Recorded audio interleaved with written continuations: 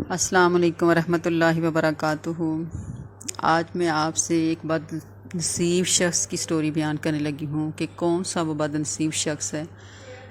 جو اللہ کی نظر میں بہت برا اور دنیا کا دھتکارا ہوا شخص ہوتا ہے۔ اللہ تعالیٰ ہمیں ایسے لوگوں سے دور رکھے اور ان لوگوں کی صحبت سے بھی بچائے کہ جن کا شمار بد نصیب لوگوں میں ہوتا ہے۔ اللہ ہماری زندگی کو پلٹ دے، ہمارا ہر قدم موت کی طرف جا رہا ہے لیکن ہم یہ سوچ ہی نہیں رہے۔ تو آج میں اس کے بارے میں آپ کو قرآن و حدیث کے حوالے سے بتاؤں گی۔ اللہ تعالیٰ ہمیں ان بد نصیب لوگوں سے دور رکھے اور ہماری زندگی کا ہر قدم جو ہمارا موت کی طرف بڑھ رہا ہے اللہ تعالیٰ کی طرف بڑھے اور اچھے لوگوں میں ہمارا شمار ہو اور جنت ہمارے نصیب میں اللہ کرے، آمین ثم آمین۔ تو اب ہم شروع کرتے ہیں کہ کون سا وہ بد نصیب شخص ہے جس کے بارے میں نبی کریم صلی اللہ علیہ وسلم نے فرمایا کہ وہ شخص جس کے بال سفید ہو گئے، کمر جھکنے لگی، آنکھوں کا نور مدھم پڑنے لگا مگر وہ ابھی تک گناہوں پر ڈٹا ہوا ہے، اس کا دل خوف الہی سے خالی ہے اور آنکھیں نم نہیں ہوتی یعنی روتی نہیں اللہ کے خوف سے اگر وہ کوئی گناہ کر لیتا ہے۔ کاش وہ اپنے سر کی سفید دھوپ کو دیکھ کر عمر کے ڈوبتے ہوئے سورج کا ادراک کر سکے۔ تو آدمی خوف الہی سے کیوں نہیں ڈرتا، کیوں نہیں روتا؟ اس کے کچھ اسباب ہیں، ان میں سے سر فہرست دنیا اور اس کے مال و اسباب کی محبت کا غالب آ جانا ہے۔ جب دنیا میں ہمارا دل اور دنیا کی راحتوں کا سودا سما جائے تو پھر خوف الہی دل سے ختم ہو جاتا ہے یعنی رخصت ہو جاتا ہے۔ یہی سبب حضرت عبد الرحمن بن عوف نے بیان کیا ہے جن کا شمار صحابہ کرام میں سے مالدار لوگوں میں سے ہوتا تھا۔ تو حضرت ابراہیم بن عبد الرحمن بیان کرتے ہیں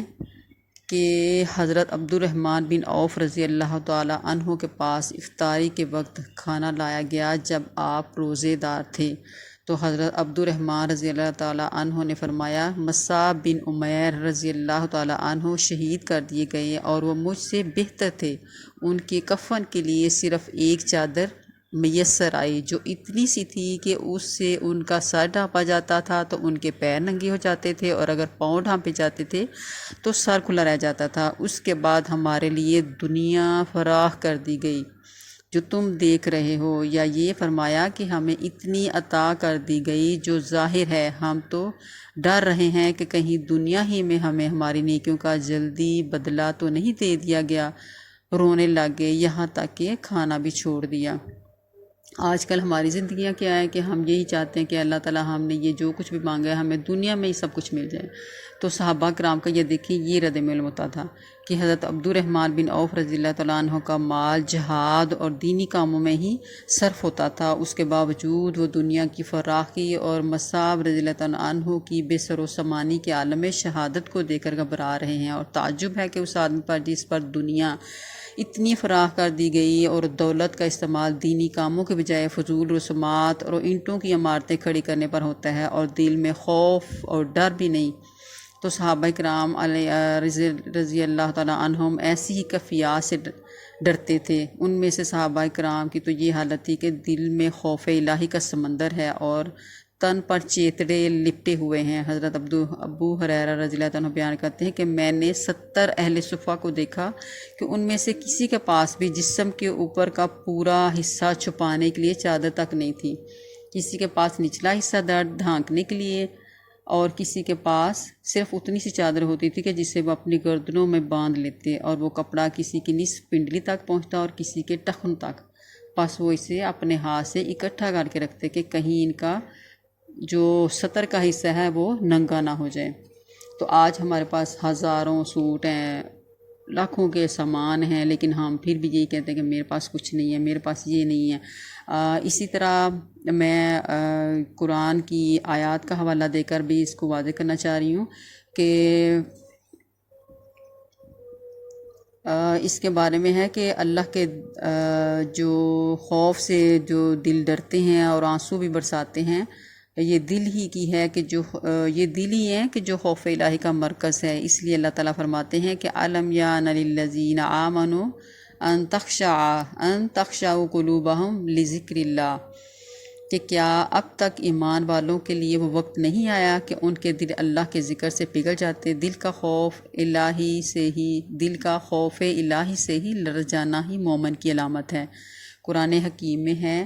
انما المؤمنون للذین اذا ذکر اللہ وجلت قلوبہم واذا تلیت علیہم یأتوہ زادتہم ایمانا۔ مومن تو وہ ہیں کہ جب اللہ کا ذکر کیا جاتا ہے تو ان کے دل دہل جاتے ہیں، اور جب ان پر ان کی آیات پڑھی جاتی ہیں تو ان کا ایمان بڑھ جاتا ہے، اور دلوں سے اللہ تعالیٰ کا خوف اس وقت نکلتا ہے جب دل گناہوں کی سیاہیوں میں گر جائیں۔ اس طرح ایک عورت میں بیان کرتی ہوں وَطُوبِیَ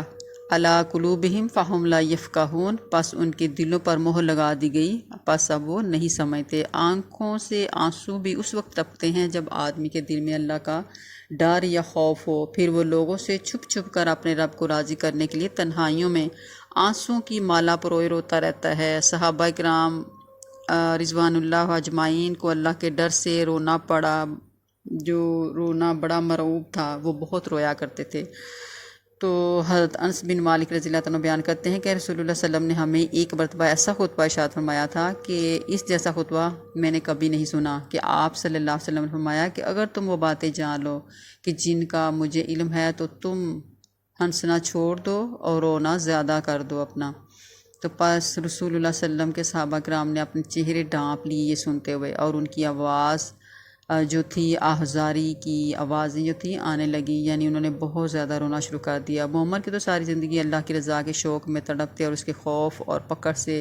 اور ڈرتے اور روتے گزرتی ہے، لیکن کتنا بدنصیب ہے وہ شخص جس کے بال سفید ہو گئے۔ اس طرح وہ لوگ جنہوں نے اللہ رب العزت کو دیکھا نہیں ہے لیکن وہ یقین رکھتے ہیں کہ کارخانہ عالم کو چلانے والی ضرور کوئی ایسی ذات ہے، اور اس بن دیکھی ہستی سے ڈرتے رہتے ہیں، کسی بھی غلط کام کی جانب قدم بڑھائیں تو اللہ کا ڈر اور خوف انہیں روک دیتا ہے۔ ایسے لوگوں کے لیے اللہ تعالیٰ نے معافی کا وعدہ کر رکھا ہے، اور ان کے گناہوں کو معاف کر کے انہیں اجر عظیم سے نواز دیا جاتا ہے۔ اللہ تعالیٰ کا ارشاد ہے ان الذین یخشون ربهم بالغیب لهم مغفرۃ واجر کبیر، یقیناً وہ لوگ جو اپنے رب سے بغیر دیکھے ڈرتے ہیں، ان کے گناہوں کی معافی اور بہت بڑا اجر عظیم ہے۔ تو اللہ کا ڈر حقیقت نیکی کی بنیاد ہے۔ جب خوف الہی دلوں سے نکل جائے تو گناہ پیدا ہوتے ہیں، انسان گناہوں کی طرف مائل ہو جاتا ہے۔ اللہ سے ڈرنے پر جہاں گناہوں کی معافی کا انعام ملتا ہے تو وہاں اس کے کئی دینی، دنیاوی اور روحانی فوائد بھی ہیں۔ اللہ تعالیٰ سے ڈرنے والا شخص تنہائیوں میں اللہ کے خوف سے رونے والا وہ ہوتا ہے جو رونے سے دل میں، کیونکہ جو روتا ہے اس کے دل میں نرمی پیدا ہوتی ہے، دل کا بوجھ ہلکا ہو جاتا ہے، اور جب آدمی آنسوؤں سے آنکھیں اپنی تر کر لیتا ہے اور اس کی آنکھوں سے آنسو نکلتے ہیں تو آنکھیں نہیں روتی بلکہ دل روتا ہے۔ ہاں، اس کا اظہار آنکھوں سے ہوتا ہے، لیکن آدمی اس وقت روتا ہے جب دل کو صدمہ پہنچے، جب دل دکھے، جب غم برداشت سے باہر ہو جائیں تو دل رو پڑتا ہے۔ تب بھی رنج و غم کا دھواں پانی کی شکل بن کے آنکھوں سے ٹپکنے لگتا ہے، جس سے آنسوؤں سے تعبیر کیا جاتا ہے اس کے دل۔ اللہ رب العزت نے خود قرآن حکیم میں دی ہے کہ ارشاد ہوتا ہے ثم قست قلوبکم من بعد ذلک فہی کالحجارۃ او اشد قسوۃ وان من الحجارۃ لما یتفجر منہ الانہار وان منها لما یشقق فیخرج منہ الماء وان منها لما یہبط من خشیۃ اللہ وما اللہ بغافل عما تعملون۔ اس کا ترجمہ میں پڑھنے لگی ہوں کہ اس کے بعد ان لوگوں کے دل سخت ہو گئے، پس وہ پتھروں کی مانند ہیں، یعنی پتھروں کی طرح سخت ہیں یا اس سے بھی زیادہ سخت ہیں، اور بے شک پتھروں میں سے کچھ ایسے بھی پتھر ہیں کہ ان سے نہریں پھوٹ پڑتی ہیں، کچھ ایسے ہیں کہ وہ پھٹ جاتے ہیں تو ان سے پانی نکلنا شروع ہو جاتا ہے، اور کچھ ایسے بھی ہیں کہ وہ اللہ کے ڈر سے گر پڑتے ہیں، اور اللہ تعالیٰ اس سے غافل نہیں جو کچھ تم کرتے ہو۔ اس مثال میں اللہ تعالیٰ نے دل کو پتھر کے ساتھ تشبیہ دے کر واضح کیا کہ کچھ پتھر سے پانی بہنے لگتے ہیں، اور اس کے اللہ کے خوف سے کچھ گرنے لگ جاتے ہیں، اور اس طرح ان بدنصیب لوگوں کے دل پتھر سے بھی گئے گزرے ہیں کہ جو پتھر بھی اللہ سے ڈرتا اور پھٹ پڑتا ہے۔ ہاں، اگر مومن کا معاملہ اس سے برعکس ہے، ان کے دل ڈرتے بھی ہیں اور آنسو بھی برساتے ہیں۔ یہ دل ہی تو ہے جو خوف الہی کا مرکز ہے، اس لیے اللہ تعالیٰ فرماتے ہیں کہ کیا اب تک ایمان والوں کے لیے وہ وقت نہیں آیا کہ ان کے دل اللہ کے ذکر سے پگھل جائیں؟ اللہ تعالیٰ ہمارے دلوں میں نرمیاں پیدا کرے، اللہ کا خوف پیدا کرے، اور ہمارا ہر قدم، جو ہمارا ہر آنے والا دن ہمارا زندگی کو ختم کر رہا ہے اور ہمارا ہر قدم موت کی طرف بڑھ رہا ہے، اللہ تعالیٰ ہمیں اس کو سنوارنے کی توفیق عطا فرمائے، ہمارے دلوں کی گندگی کو دور کرے، ہمارے دلوں کی سختیوں کو دور کرے اور ہمیں باعمل مسلمان بنائے۔ آمین ثم آمین۔ السلام علیکم ورحمۃ اللہ وبرکاتہ۔